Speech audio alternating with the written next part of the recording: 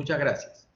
Bueno, las estadísticas de los suicidios en los médicos son tremendamente aterradoras. La profesión, sin duda alguna, actualmente, desde hace algunos años, que más suicidios tiene son la de médicos. Precisamente por el estrés laboral que tiene el médico. Uno de los últimos trabajos que lo presentó la revista Saludiario, yo tengo las diapositivas, en la que se hizo comparaciones con veteranos de la guerra en Estados Unidos que supuestamente tenían mayores índices de estrés.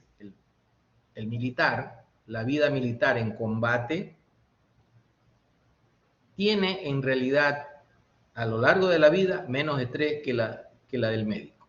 Si bien es cierto, el militar de vez en cuando es llamado a combatir, y en algunos casos han habido militares que durante toda su vida nunca han combatido, es decir, han pasado en guarniciones, y Estados Unidos tiene bases en diferentes partes del mundo, pero no ha pasado nada más allá de eso. Por lo tanto, el médico, el sencillo médico de que la dio un militar, comprobadísimo. Por esa razón tiene mayor cantidad de suicidios, por el estrés. ¿Qué más que nosotros?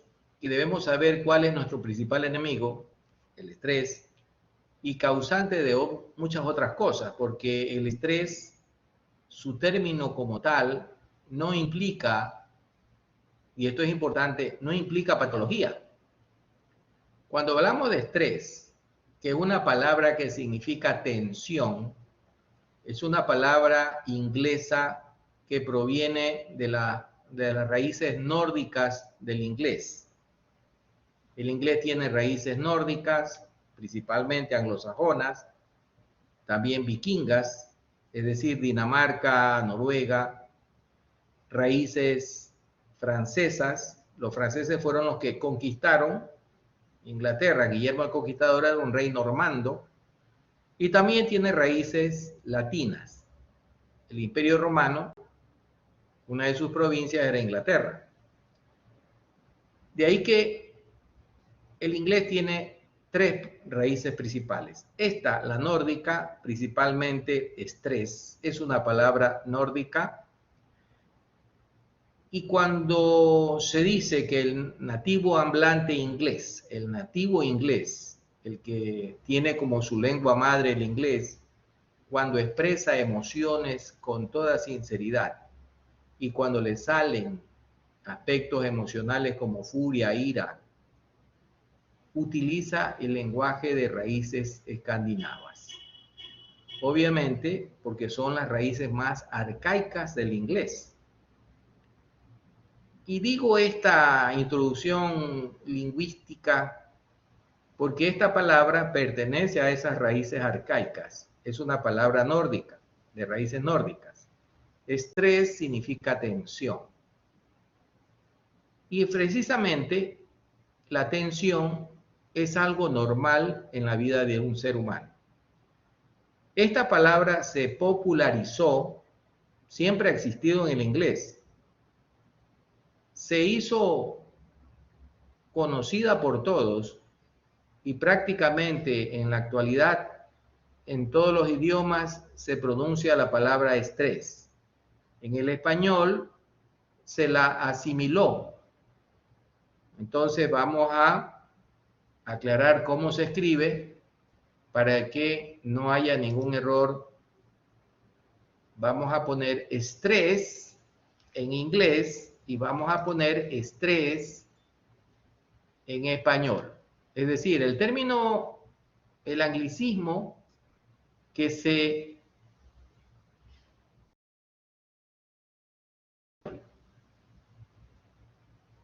aquí está.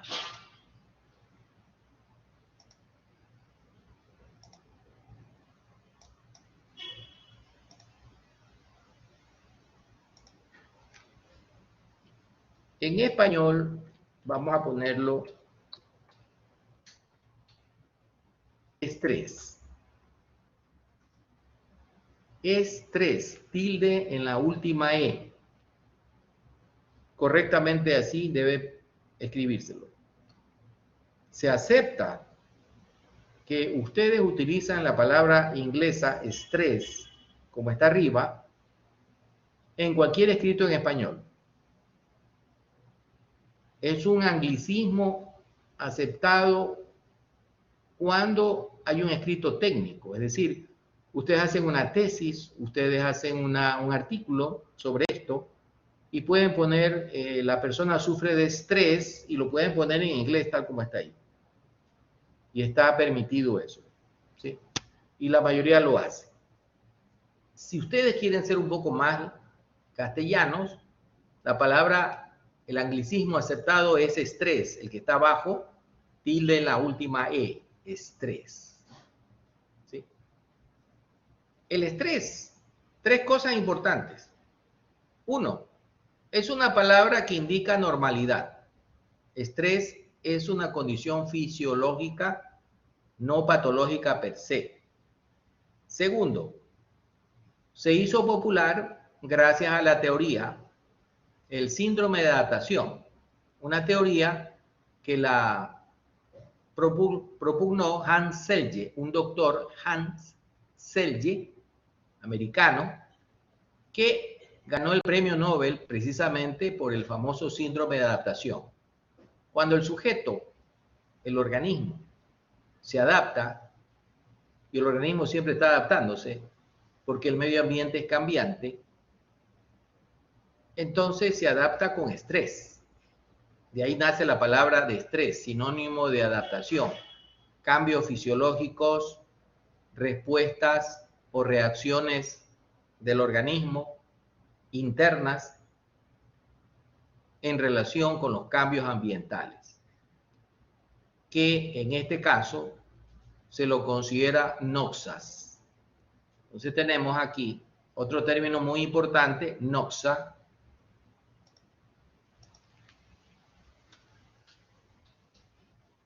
con X, noxa, que es sinónimo de estresor. O noxas en plural y estresores en... Son términos sinónimos. Son los elementos que hacen reaccionar al organismo con estrés. La noxa, también llamada, aunque no siempre, vamos a ponerlo de otro color,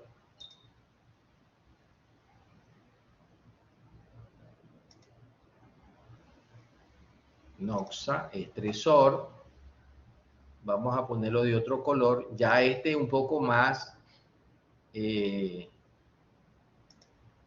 ya patológico y que lleva al individuo a tener problemas que son amenazas,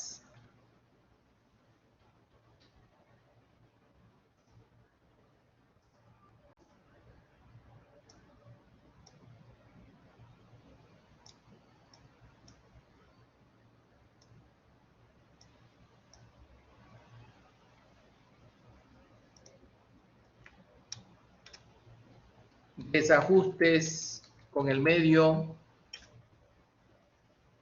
o incomodidad. Vamos a ponerlo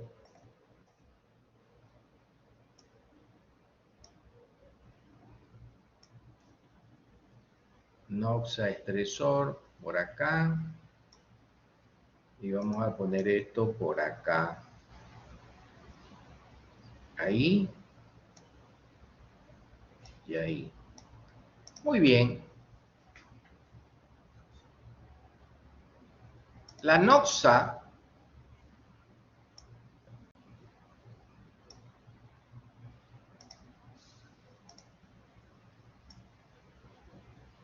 estresor también se denomina amenaza, desajuste e incomodidad.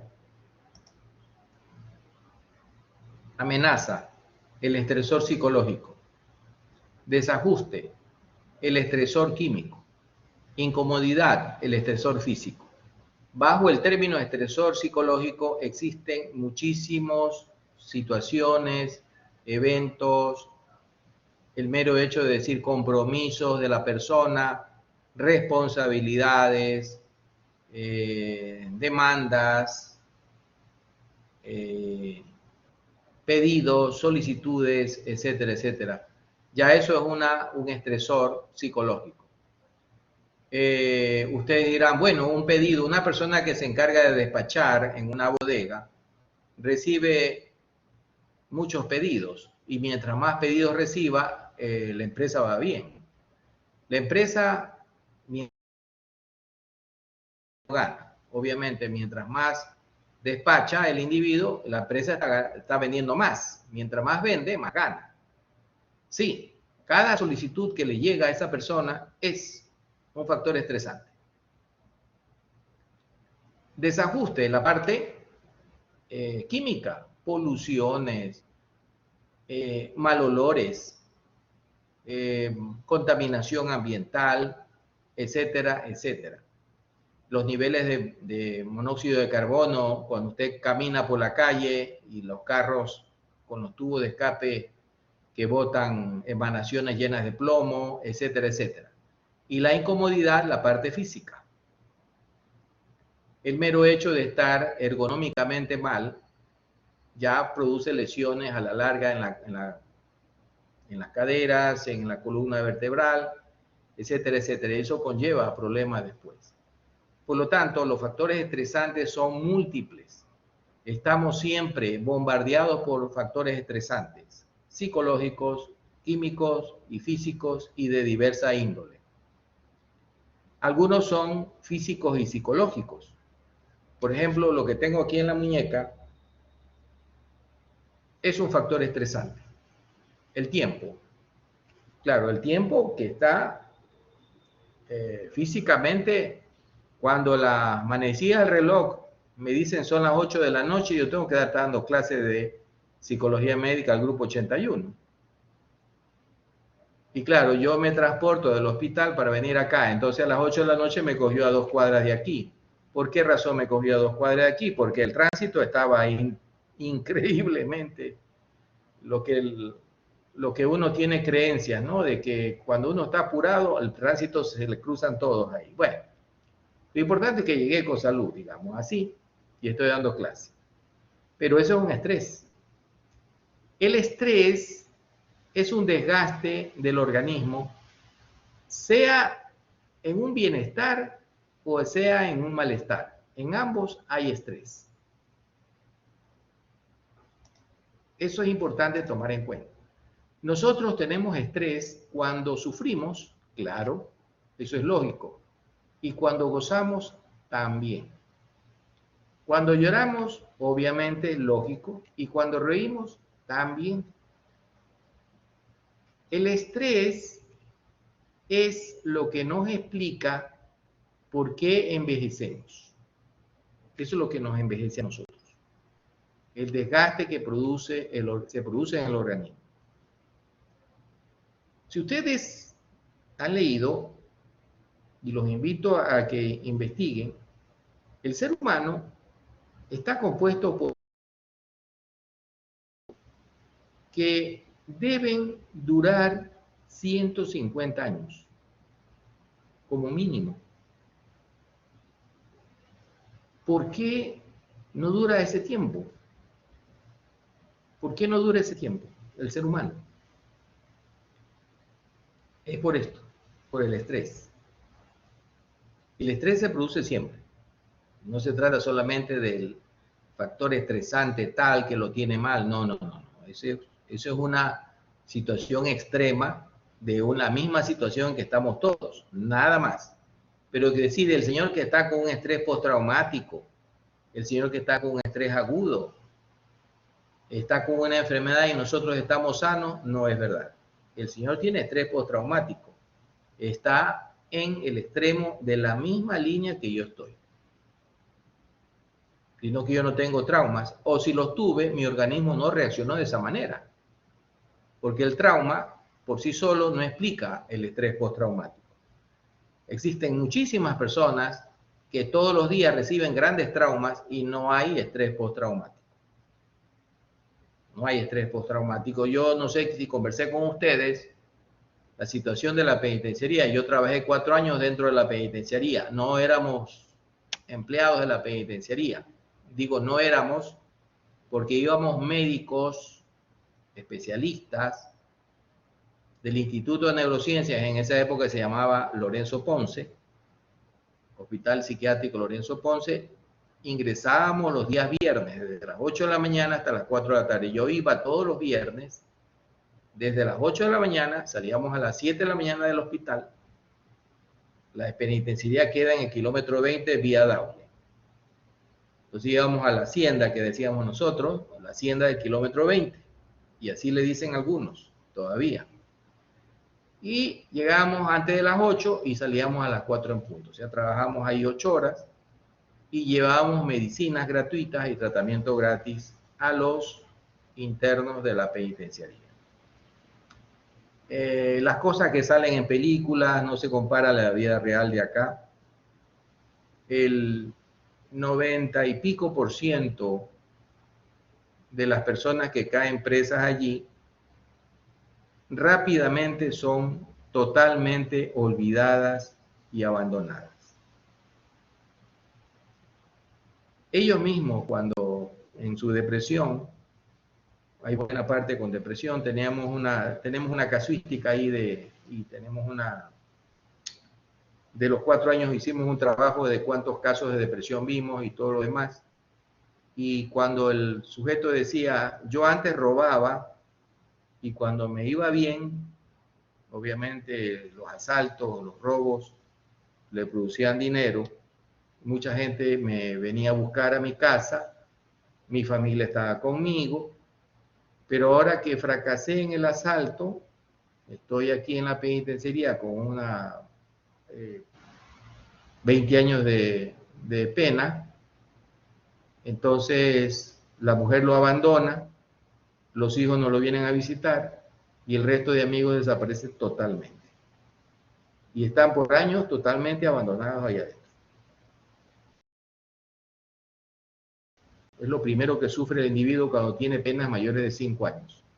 Prácticamente la persona que recibe penas de más de 5 años, aparte de ser una sentencia de muerte, porque con matanzas, reyertas a diario que hay 2 o 3 muertos, enfermedades virales e infectos contagiosas por doquier, de vez en cuando hay brotes de meningitis, el SIDA juega al pepo ahí, y las matanzas, las grandes matanzas de 5, 10, 15, 200 y 150. Y las pequeñas muertes de 2 a 3 diarios que siempre hay. 2 a 3 diarios, eso es lo usual, ¿no? Y ese ambiente, el más estresante del mundo, si ustedes me dicen, ¿dónde hay más estrés? No existe más estrés que al interior de la penitenciaría. Eso es algo que no se requiere ni siquiera enfatizar.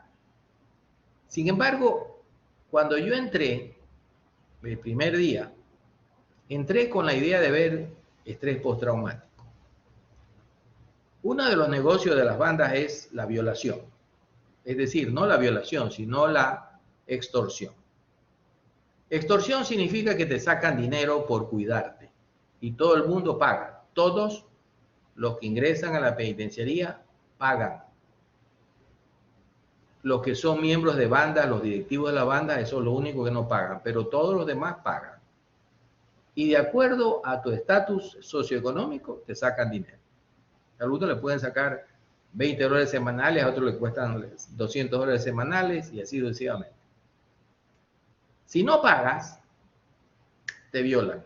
Y efectivamente, las violaciones son terribles. Sin embargo, con todos los aspectos de estrés que hay, en los 4 años, nunca encontré ningún estrés postraumático.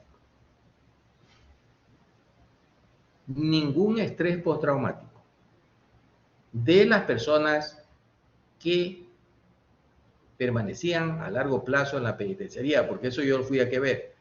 Hay personas que permanecen 6 meses, 8 meses, mueven abogados y todo y salen. Depende también de la penalidad. Entonces sale y no sé por ahí en esa población flotante, digamos así, no lo sé, pero la que está ahí a largo plazo, no hay ningún caso de estrés postraumático, lo cual ratifica lo que dicen los libros de texto, que el estrés postraumático no es solamente la noxa, no es solamente el factor estresante, sino también el factor terreno. Algo parecido, con sus distancias, por supuesto, de lo que sucede en la infección. La infección no es solamente el agente, la bacteria, no es solamente el agente microbiano, también el factor terreno. Si nosotros estamos en contacto con un agente microbiano causante de determinada infección, y si nuestro sistema inmunológico está perfecto y lo rechaza, el individuo no se enferma. Eso ha sucedido y se ha demostrado. Personas que han utilizado la misma prostituta y de 7, 1 se va con la sífilis, los otros 6 no se van. La sífilis perdona mucho. El SIDA perdona de 500 a 1. Hay una infección que no se la consideraba venérea cuando yo estudié medicina. Ahora ya se la considera venérea. La hepatitis B, esa no perdona.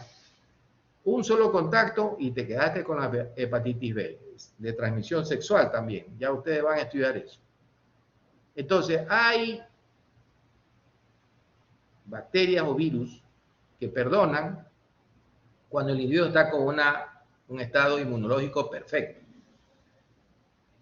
Pero siempre, cuando ustedes vayan a estudiar epidemiología, por ejemplo, van a ver que el huésped tiene mucha importancia, no solamente el agente microbiano, sino el huésped. Igual acá, una persona que tiene un aparato psíquico fuerte no le da estrés postraumático. Y en la penitenciaría no vi a ninguno. Y obviamente el medio ambiente no permitía. Muchas veces oí la frase que decía, si yo me quiebro, me muero. Hay que andar bien templado. Si alguien le reclama, tú tienes que sacar el cuchillo y pelear. Así de sencillo. Y al principio tienes que hacerte ver. Peleas 1, 2, 3 veces al día. Después la gente te va conociendo y ya no te molesta. Pero hasta eso te cuesta. Y entonces eso es un medio. Por esa razón digo, depende del factor terreno. Como dice la infectología, el factor terreno también es muy importante. Incluso más que el agente etiológico bacteriano, ¿no? Bueno, haciendo esta pequeña entrada, muy importante, vamos a la definición. El libro, obviamente, relaciona el estrés crónico, ya vamos a ver lo que es estrés agudo y estrés crónico, con enfermedades como, por ejemplo, enfermedades cardiovasculares, desde luego que sí, del sistema inmune y con trastornos mentales, por supuesto. Son 3 patologías más relacionadas con el estrés. Y es pregunta de examen. Enfermedades cardiovasculares, sistema inmune y enfermedad mental. No hay necesidad, cuando ustedes hagan una historia clínica de un solo paciente, del primer paciente con hipertensión arterial que vean, ustedes se van a dar cuenta de la relación directamente proporcional entre el estrés y la presión arterial. Hipertensión, insuficiencia cardíaca, problemas de arritmias cardíacas relacionadas directamente con el estrés. Sistema inmune, ya hemos hablado de eso, y enfermedades mentales. El trastorno de estrés postraumático, estrés agudo y los trastornos por ansiedad son los más directamente relacionados con esta problemática. Ahora, no todo estrés, el estrés por sí solo no es patológico, es una respuesta fisiológica que, como todas las cosas, se puede hacer fisiopatológica y después patológicas. Así de sencillo, ¿no? Gracias al estrés, nosotros podemos enfrentarnos a todas las amenazas y a las situaciones de riesgo que se nos presenten. Es una reacción psiconeuroendocrina fisiológica, repito, para adaptarnos a los cambios del medio ambiente. obviamente con las diferencias individuales que nosotros habíamos visto. Obviamente, ¿cuál es el factor estresante mayor del ser humano? En la mujer, el hogar, y en el hombre, el trabajo. El contexto laboral, obviamente, las mujeres que trabajan en contextos laborales también. Y hay mujeres que trabajan contexto laboral y el hogar. En un contexto laboral súper exigente y luego van a la casa a preparar la comida, a bañar a sus hijos, a atenderlos. Yo, por ejemplo, conozco enfermeras que trabajan en 2 hospitales, en el nuestro y en otra clínica. Son 16 horas de trabajo. Luego de eso salen a lavar la ropa, a preparar la comida, les dejan preparado el almuerzo y la merienda del otro día, arreglan a sus hijos y a las 5 de la mañana se levantan para terminar de hacer todo. Se acuestan tarde y se levantan a las 5 de la mañana y a las 6, 7 de la mañana despiertan a sus hijos, los arreglan y ella se va a su trabajo y los manda a la escuela. Otra persona los recoge. Cuando ella llega a las 10, 11 de la noche es a lavarla y a otra vez. Ese tesón todos los días, 2 trabajos y el trabajo en el hogar son 3 trabajos. Eso es cosa seria. La gente me dice, bueno, yo trabajo bastante. Por ejemplo, mire que hasta esta hora yo trabajo. Aparte de trabajar en el hospital y de ver pacientes y todo, van a ser las 9 de la noche y sigo trabajando. Muy bien. Pero mi trabajo no se compara con el de... Yo lo puedo llevar al hospital y le señalo esta enfermera, esta enfermera, esta enfermera y esta enfermera. Bueno, tener 2, 3 hijos y criarlos, y obviamente con 2 trabajos, y en muchas ocasiones el esposo no tiene trabajo, la mujer es la que lleva la carga totalmente. Esas merecen un premio. Comparado conmigo, nada que ver. Yo siempre pienso en esas enfermeras. Son mujeres, trabajan duro, 2 turnos de trabajo. Ustedes saben lo que es trabajo de enfermería psiquiátrica. Cosa seria. Y se van a trabajar a otra clínica y regresan a su casa en altas horas de la noche, en la madrugada, otra vez. Cosa seria, ¿no? Bueno, y así puedo enumerar mucha gente. Tengo enfermeros también que trabajan y después cogen su taxi y van a trabajar de taxi. 10 horas de taxi, 8 horas de trabajo en el hospital para llevar más dinero a su casa. Y claro, ese es cosa seria. Y así sucesivamente. El mundo está lleno de heroísmo en realidad. Si ustedes lo pueden ver. Una de las fuentes más frecuentes del estrés, el contexto laboral. Y obviamente la situación económica. Y bueno, y los profesionales de salud, los médicos, están, repito nuevamente, en el trabajo más estresante de... Por esa razón, debemos aprender a afrontar el estrés. Y esa es la razón por la cual, repito nuevamente, la importancia de esta clase. El afrontamiento del estrés, eso es una resiliencia que debemos aprender, repito, y tratar siempre de aplicar. De todas maneras, hay factores estresantes bastante duros, ¿sí? Se nos suicida un paciente o un paciente agrede a otro, etcétera, etcétera, o nos agrede a nosotros, o cosas muy, muy difíciles que suceden en esta profesión, nos llevan a situaciones estresantes con el riesgo de sufrirlas todos los días, ¿no?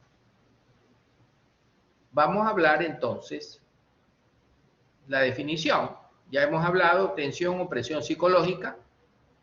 La gente experimenta estrés cuando se siente amenazada física o psicológicamente y pregunta si puede afrontar las demandas del medio ambiente cuando su corazón late con fuerza y siente el estómago revuelto. Hay una definición de coraje que se la quiero decir porque está en relación con esto. Coraje no es tener fuerza para continuar, sino continuar cuando ya no hay fuerza. Cuando ya no tenemos fuerzas y continuamos, eso es coraje. Y ahí estamos hablando de la resiliencia. Ahora, el estrés, repito, no es patológico en sí, nos sirve para vivir. Tenemos un examen difícil, queremos sacar buena nota, porque esas buenas notas me van a servir para pedir una beca después, irme a estudiar al exterior. Son requerimientos normales. ¿A quién no le gustaría hacer eso? Por supuesto que a todos. Entonces esa persona se pone como un objetivo tener buenas notas, pero para eso tiene que estudiar mucho, sacrificarse, dejar de lado reforzamientos inmediatos y pasajeros, no ir al cine, no ir a pasear, no ir a comer por acá, etcétera, rechazar invitaciones, en la noche dejar de ver televisión, dejar de ver el internet para concentrarse en sus libros, hacer anotaciones, etcétera, etcétera. Eso lo hace por el estrés que tiene. El estrés nos ayuda a superarnos. El estrés básicamente es una función fisiológica, que después se hace patológica, sí, como todas las cosas en medicina. La fórmula del estrés, me sale mal aquí, no sé vamos a ponerlo.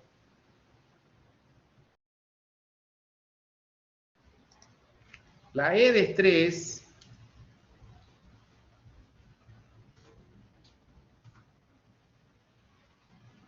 cuando la presión del medio ambiente es mayor que nuestros recursos, la persona experimenta estrés.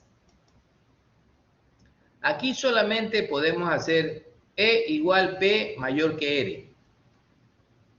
Solamente hay que hacer una acotación muy importante, no se olviden de esta acotación. En vez de decir el estrés se produce cuando la presión del medio ambiente es mayor que nuestros recursos, debería decirse cuando la presión del medio ambiente nos parece mayor que nuestros recursos. O puesto en otras palabras, cuando nosotros creemos que nuestros recursos son inferiores a las demandas del medio ambiente, se produce el estrés. Digo que cuando el individuo piensa que sus recursos son inferiores, ¿sí? Cada persona tiene predisposiciones individuales y asimismo fortalezas. Por supuesto que si ponemos a diferentes animales para hacer pruebas y decimos el que sube el árbol más rápido gana, el mono pues tiene las de ganar. Para él, esa tarea no le significa nada de estrés, ya que él piensa que sus recursos, y efectivamente así es, son muy superiores a esa demanda que le han presentado. ¿Sí? Sin embargo, si le dicen al mono, vaya a nadar, y el que nada más largo o mayor longitud de nado, ese gana, entonces el mono ya no tiene recursos naturales para eso y posiblemente sufre estrés porque va a decir yo no sé nadar y no tengo habilidades para eso. Y entonces ahí el pez diría, aquí no hay ningún problema, yo nado sin ningún problema, valga la redundancia. Entonces el pez no tendría ningún estrés. Entonces, en realidad debería decirse, el estrés se produce cuando la presión del medio ambiente nos parece que es mayor, nos parece que es mayor que los recursos. Esa es la definición del estrés.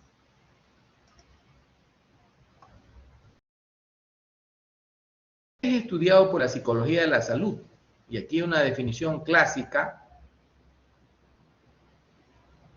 del por qué nosotros nos enfermamos.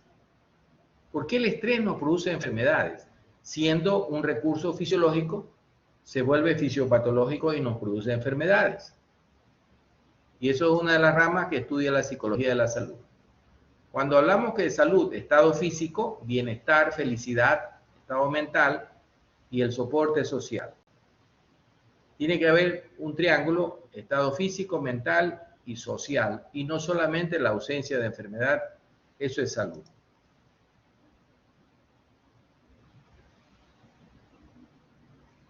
Cuando hablamos de bienestar, hablamos del bienestar físico, psíquico y social. El problema son los estresores.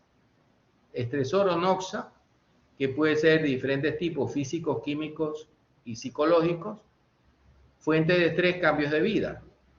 Hay macroeventos inusuales y devastadores, no digamos un desastre, no digamos un incendio. Por ejemplo, el gobierno sube los impuestos. Ese es un macroevento, algo extraordinario que sucede, cosas que no están predichas, suceden, macroeventos que pueden ser positivos o negativos. O sea, ganarse la lotería, por ejemplo, puede ser, o tener una oportunidad también. Y hay pequeños microeventos que son las nimiedades de la vida cotidiana. ¿Sí? Ahora, yo les pregunto a ustedes, ¿cuál cree usted, si sabemos que el estrés envejece, porque el estrés desgasta al organismo y es la principal fuente de envejecimiento? Cuando nosotros decimos macroestrés, un evento fuerte, un terremoto, Dios no lo quiera, un incendio en nuestra casa, un choque en nuestro auto, son macroeventos. No se suceden todos los días, gracias a Dios. Pero un solo macroevento, una enfermedad, por ejemplo, entonces, claro, en este momento me da una gripe, Dios no lo quiere, me da fiebre, entonces yo pienso COVID. Y me pongo a pensar con todos los amigos que han muerto, más jóvenes que yo. Entonces, imagínense qué estrés me va a dar. ¿Ya? Por ahí ya empezamos con un estrés. Eso es un macroevento. Pero hay microeventos de todos los días. El llegar temprano y marcar la tarjeta, el saludar a la persona que nos cae mal y que tenemos que convivir con ella en el trabajo, etcétera, etcétera. Hay un montón de nimiedades y detalles pequeños. Entonces, desde el punto de vista lógico, ¿qué envejecería más al ser humano? ¿Los macroeventos o las nimiedades de la vida cotidiana? ¿Qué creen ustedes que le produce más desgaste al ser humano? A ver qué dicen ustedes. ¿Cuál sería?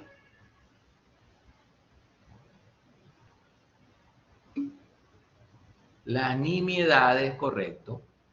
Esas son. Las continuas miserias de todos los días. ¿Sí? El utilizar el Blackboard y el Blackboard se atrasa y el Blackboard se hace lento. Quiero bajar un determinado material y no baja. Y así sucede. Entonces, y cosas así que suceden casi a diario son el tráfico, tener que lidiar con el tráfico, eso es algo, pero de todos los días, pues, ¿no? Y el carro que se te cruza, en fin, una serie de cosas que suceden allí en el manejo, ¿verdad? Y ahora que hay que estar en los semáforos ahí sorteando un montón de cosas. Ahora cuando vine, un señor pidiendo caridad se me posó delante del carro y me hizo así. Y yo le dije, gritándole para que se mueva, porque yo quería cruzar la verde. En plena verde se me paró. La desesperación del tipo, por supuesto, y etcétera, etcétera, pero yo tenía que venir acá. Y eso es una situación cotidiana, ¿sí? de la vida diaria, ¿no? Presión y conflictos. Un macroevento, obviamente. Esta la saqué del famoso huracán Katrina que ocurrió hace más o menos unos 15 años atrás, 20 años atrás, que arrasó, pero con todo. Imagínense usted su casa, esta señora, su hogar total y absolutamente destruido. Pero no le quedó nada. De hecho, ella está, en este momento que le tomaban fotos, abajo decía que los guardias le decían que salga, porque soplaba otro viento fuerte y se caía todo y se la atrapaban a ella ahí, quedaba ahí entre los escombros, pero ella no se quería mover de su casa. Mire usted cómo quedó destruida, ¿no? Anímicamente y psíquicamente no hace falta. A ver, mire usted el rostro, la pobre señora. Solamente quedó una silla y ella se sentó ahí totalmente devastada, ¿no? Es un macroevento inusual. Días, ahí está, pues. Esa es la que, esa es la grandes frustraciones, pequeñas frustraciones, demora, falta de recursos, fracasos, discriminación, que no conseguiste conversar con fulano, no conseguí el número celular, tenía que hacer determinada diligencia con fulano de tal, pero no lo encontré, y entonces ahí viene el asunto. Y uno se siente ahí como esa persona que está bajo el dedo ahí, aplastado. Y los conflictos que siempre suceden a todos los días y a diario. Perdón, a todos los días, a cada momento. Conflicto, atracción, atracción. Llega usted, termina la clase, tiene que preparar, tiene que estudiar, entonces, digamos, no, atracción, atracción es otra cosa. Atracción, atracción cuando llega a fin de semana, viernes, y usted, y el cuerpo lo sabe, entonces usted dice, me voy a la fiesta con fulana o me voy a este evento con sutana. Entonces, si voy donde fulana, pierdo a sutana. Y si me voy a con sutana, pierdo a fulana. Entonces hay dos tipos de conflicto, atracción, atracción. Tienes que decidir, no puedes tener las dos cosas. Evitación, evitación es lo contrario, lo que sucede de lunes a viernes. Por ejemplo, ahorita ya después de esta clase tienes que estudiar. O estudias una materia A que es tremendamente aburrida, o estudias la materia B que no te gusta tampoco. ¿Cuál de las dos vas a estudiar? Las dos no quieres tenerlas, pero tienes que estudiar. Evitación, evitación. Y obviamente la tercera, en vez de tienes que estudiar una materia horrorosa, tienes que sacarte el aire estudiando ahí. Una cosa fea que no te gusta, pero tienes que estudiarla. Eso es evitación. Y en ese momento hay un programa de Netflix extraordinario. O te pones a ver Netflix, atracción, o te pones a estudiar, evitación. Son conflictos que a diario nosotros tenemos, atracción, atracción, evitación, evitación y atracción, evitación. Son conflictos de todos los días y a cada rato. Eso nos desgasta, ¿no? Y el estrés ha sido estudiado por la psicología comparada, es decir, con la conducta animal, miedo, defensa y agresión. Los animales también sufren de estrés, aunque no tienen la elaboración. Sí tienen ellos respuesta psiconeuroendocrina como el ser humano. Los perros, los gatos también tienen noxas, también tienen agresores, también tienen eventos amenazantes y eso también les produce estrés. Miedo, defensa y agresión son tres condiciones humanas que lo tenemos con todos los mamíferos. El estrés y trastorno psicosomático por igual. Ahí tenemos una reacción de agresión como una defensa del animal que es igual a la que el del ser humano. Bueno, cuando yo era residente, les cuento, antes no habían computadoras, era todo a mano. Y el médico residente era, pues, como sucede siempre, el burro de carga del hospital. Siempre lo ha sido. Y yo era pues así como me ponían a hacer epicrisis de, por ejemplo, de ahí, cuenten ahí la historia. Entonces, de una semana me llamaban a una sala, el jefe de la sala dice, la enfermera le dice, tienen que hacer las epicrisis de todo eso. Entonces si yo no hacía eso, el jefe de sala me decía que me botaran del trabajo. Entonces yo tenía que tener el trabajo, tenía que, digamos, mantener mi trabajo, ¿no? Y bueno, hay que hacer las epicrisis. Y bueno, este señor se está desquitando ahí con alguien de que tanto trabajo que le mandan, ¿no? Bueno, igual que el perro que está, ni más ni menos, la cara y todo lo demás lo demuestra. También hay sumisión, una respuesta.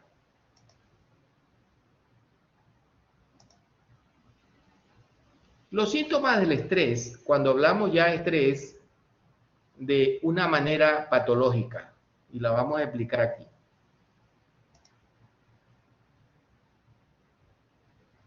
El estrés tiene ARA, siempre acuérdense de ARA.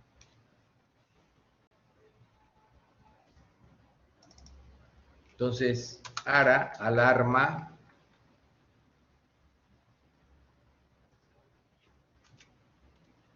La segunda fase, resistencia. Cuando el individuo percibe la noxa, es una reacción psicológica, viene a través de la corteza baja al hipotálamo. El hipotálamo se encarga de gobernar la función endocrina. Viene la parte endocrina, psiconeuro del hipotálamo, endocrino, y se produce la reacción del estrés. Fases de alarma y resistencia. Resistencia significa hacer frente, buscar solución o solucionar el problema de la noxa, la amenaza o el evento que nos produce problemas. Entonces aquí tenemos, si el individuo logra resolver adecuadamente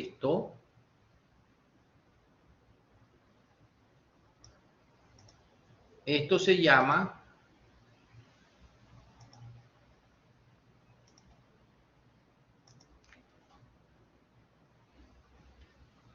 EUS3.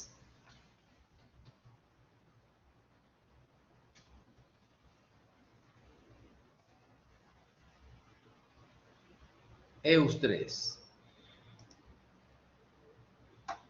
Pero si de la resistencia el individuo no puede solucionar el problema, cae en agotamiento.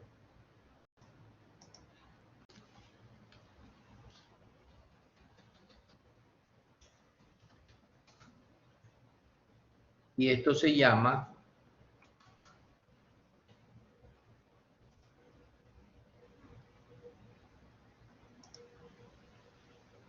a ver,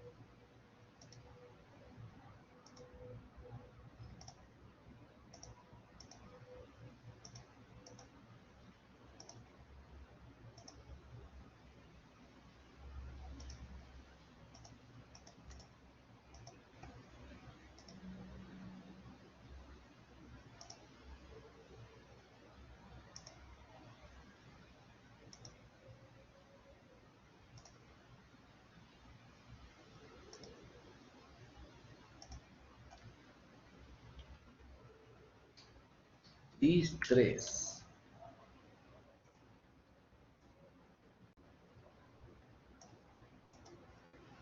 Entonces, agotamiento, vamos a ponerlo de esta manera.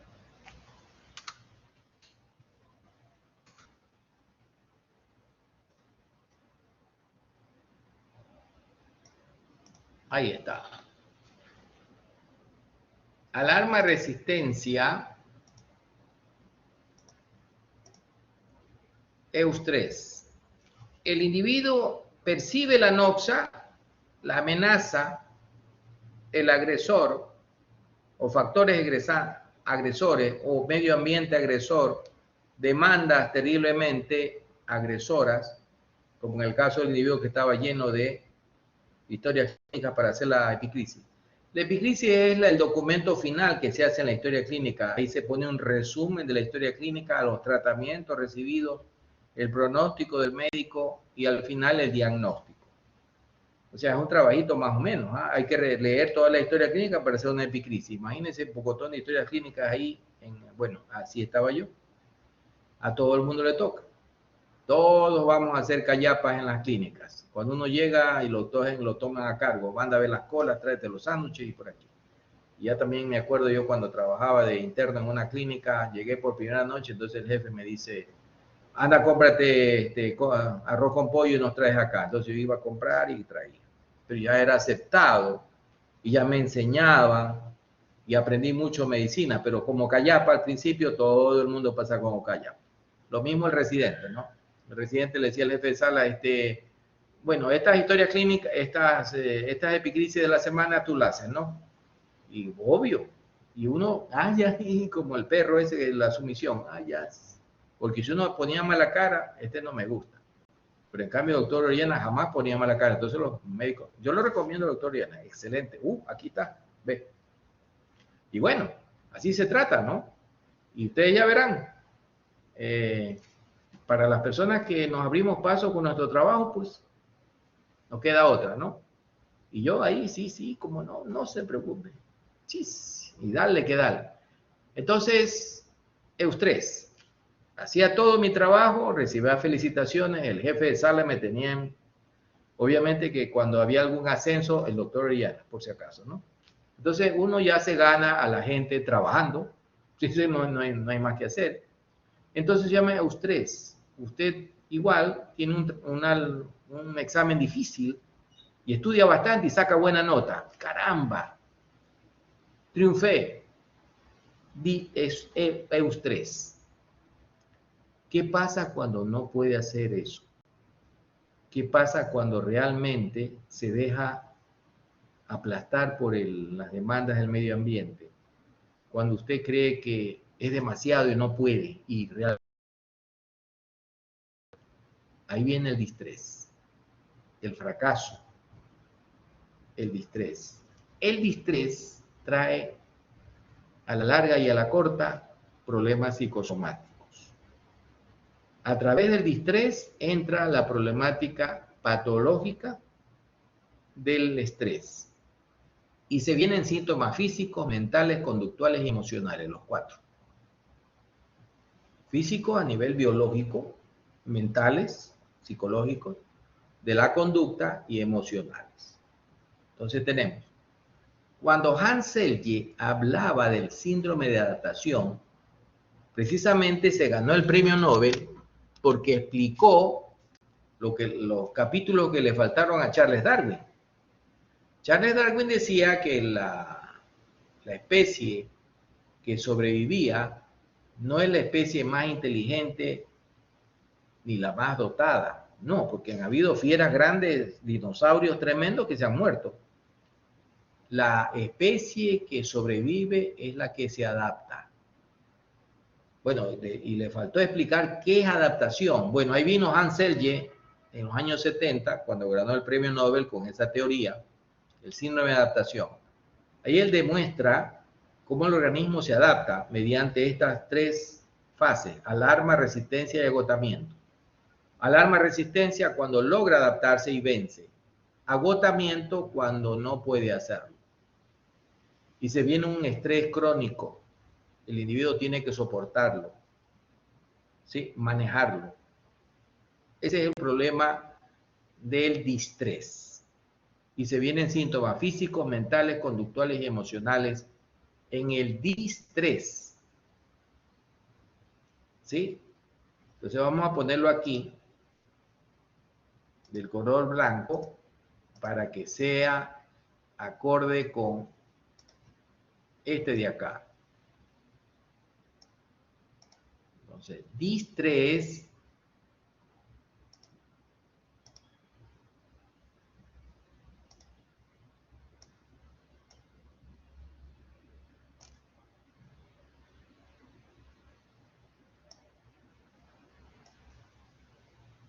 Ahí está.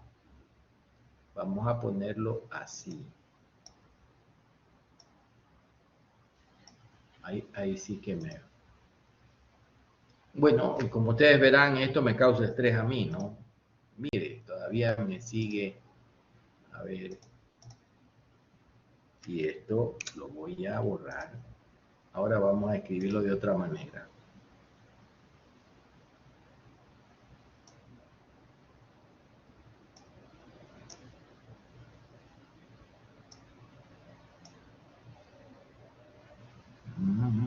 Ajá, ya sé cómo hacerlo.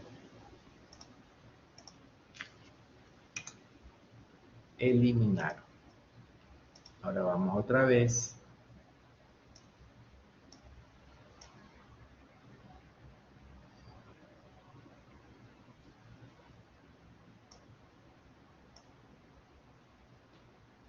Ahí. Ah, no.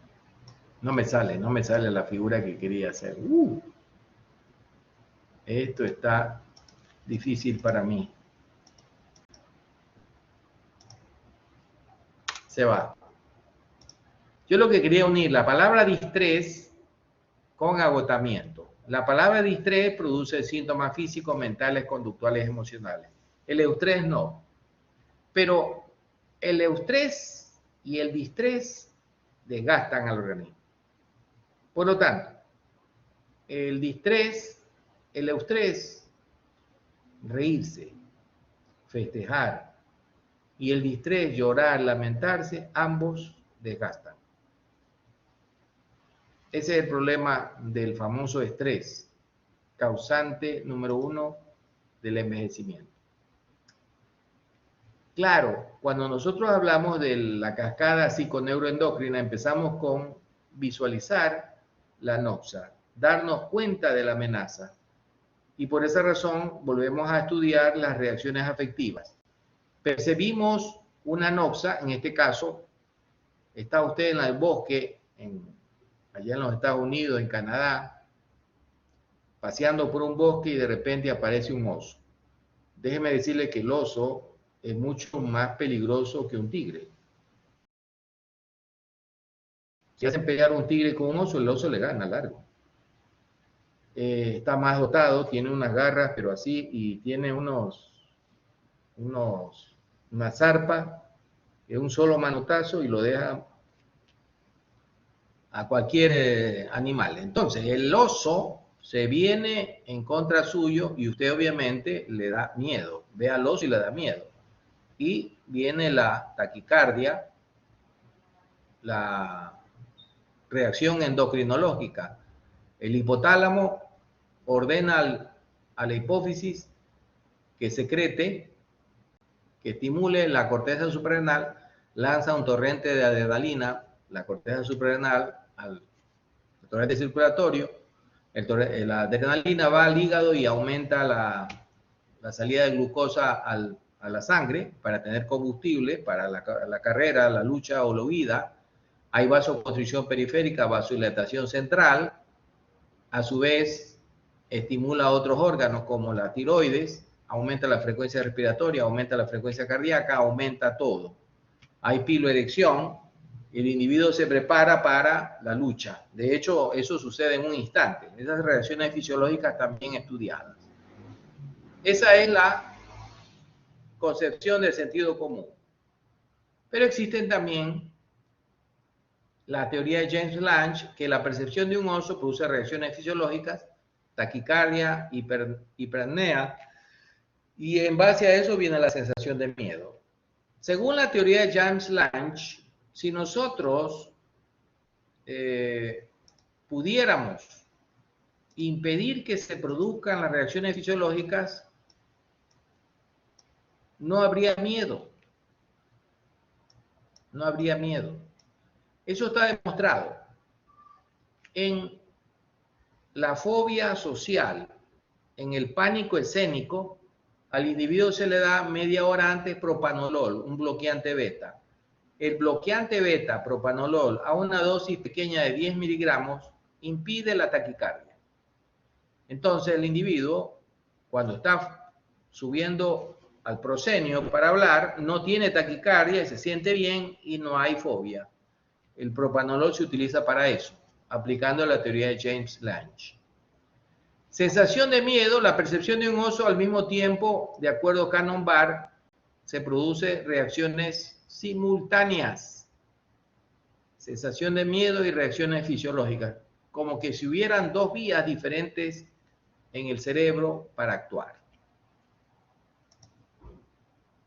Y la biopsicología actual habla de un movimiento circular. Percepción de un oso, sensación de miedo, fisiológicas, y también percepción de un oso, reacciones fisiológicas, sensación de miedo, es un movimiento circular de doble vía. Y obviamente las respuestas adaptativas a estrés a corto plazo, glicemia elevada, presión elevada, aumento del sistema inmune, aumento de la vigilancia, disminución del interés por el sexo, obviamente el individuo está viendo cosas para resguardarse, para luchar y para huir, mejora la cognición en la memoria y coagulación sanguínea más rápida. Respuestas inadaptadas, hiperglucemia, diabetes, hipertensión, respuesta inmunitaria deteriorada, el sistema inmune se cansa, hipervigilancia paranoica, pérdida global de interés por el sexo, impotencia, frigidez, aumento del enfoque en eventos traumáticos. En cuanto a la memoria, se vuelve un estrés postraumático y aumento del grosor de las paredes arteriales coronarias por la aterosclerosis. La respuesta adaptativa y la respuesta inadaptada del distrés.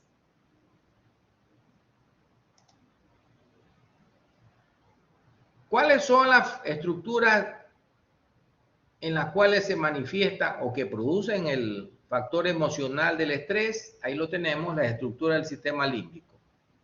El giro del cíngulo, el septum del hipocampo, el fornix del hipocampo, la memoria. Eso es lo que nos delata muchísimo, lo que nos da miedo, nuestra memoria, la amígdala, el hipotálamo y el bulbo olfatoria. El olfato también tiene mucho que ver porque nos viene de la época antigua, cuando nosotros nos diríamos con olfato, al igual que el perro y el gato. Olemos el peligro. Y ahí tenemos expresiones emocionales, ya la habíamos visto en una clase anterior. Bueno, proseguiremos a la próxima clase, pero antes de eso quiero que me digan qué reacciones emocionales ven aquí. A ver, claramente, no sé si con ustedes hicimos esta pruebita, vamos a ver si la repetimos en todo caso. Sí la hicimos con ustedes, ¿no? Pregunto. ¿Hemos hecho esta prueba con ustedes? Creo que con otras figuras tal vez. Con otras figuras, sí. Vamos a ver con esta. Vamos a poner número 1.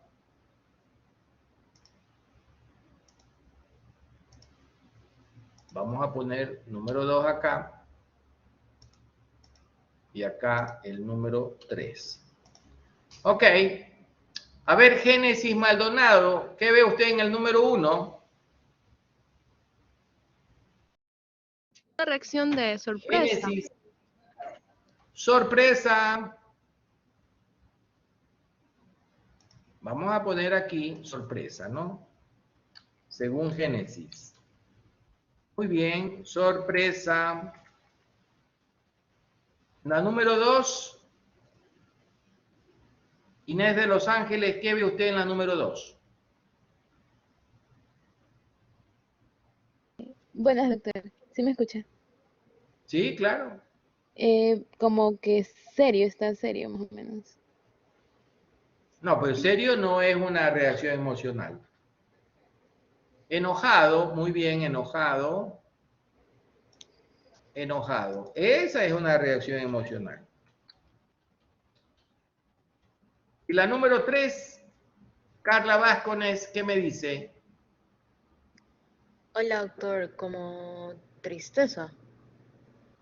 Triste. Muy bien, vamos a ver.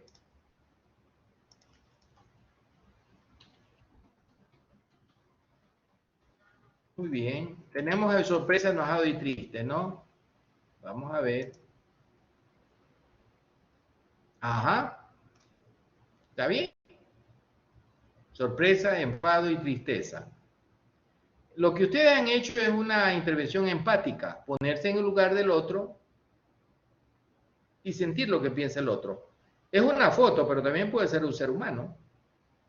Eso es empatía, muy bien, hay que tener empatía. El que no tiene empatía, ese no es un buen entrevistador. Y el buen médico tiene empatía. A ver, vamos nuevamente esta. A ver, así mismo, una.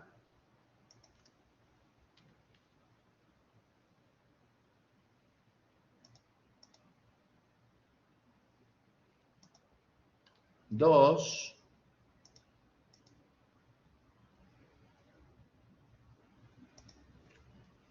Tres. A ver. El número uno, a ver, Katy Monar, ¿qué le parece?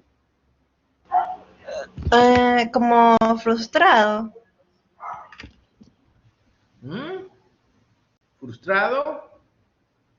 ¿Qué dicen los demás?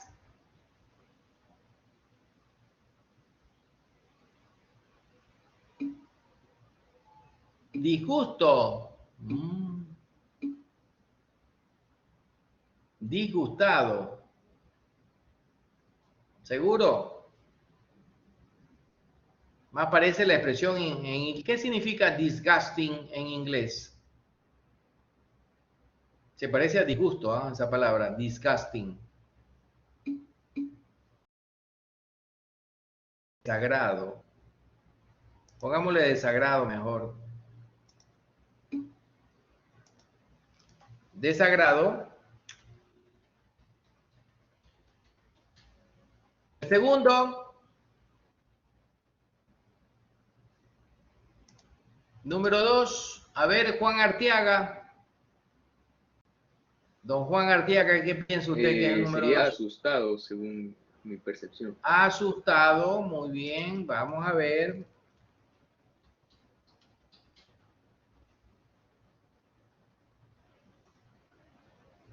Y el número tres.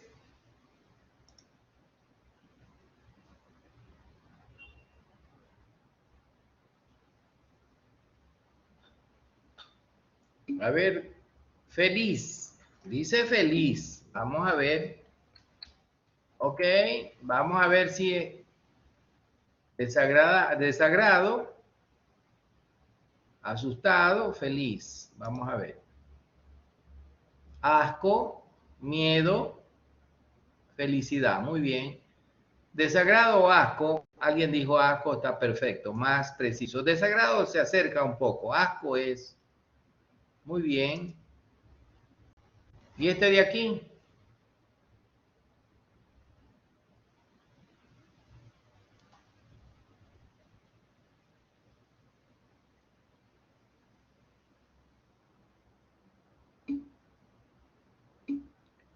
Inconformidad.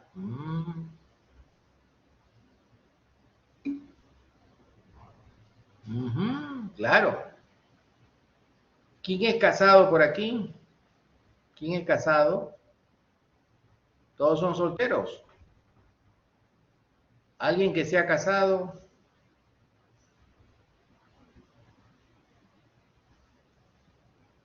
Nadie. ¿Todos son solteros acá? Todos son, por eso no entienden. Bueno, como son solteros no van a entender esto. Combinación de tristeza y felicidad. Cuando se casen, yo sé que ahorita se ríen y dirán qué tontería que está. Otra tontería más el doctor Orellana. Pero cuando se casen, se van a acordar de este servidor. Segurísimo que se van a acordar. Y se van a acordar todos los días cuando se miren en el espejo. Van a ver.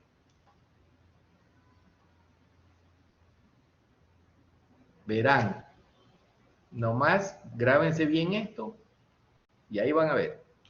Ok. Entonces, con esto nos vemos la próxima clase, chicos, con la relación médico-paciente, ¿no? Bye bye, pasen bien, hasta luego.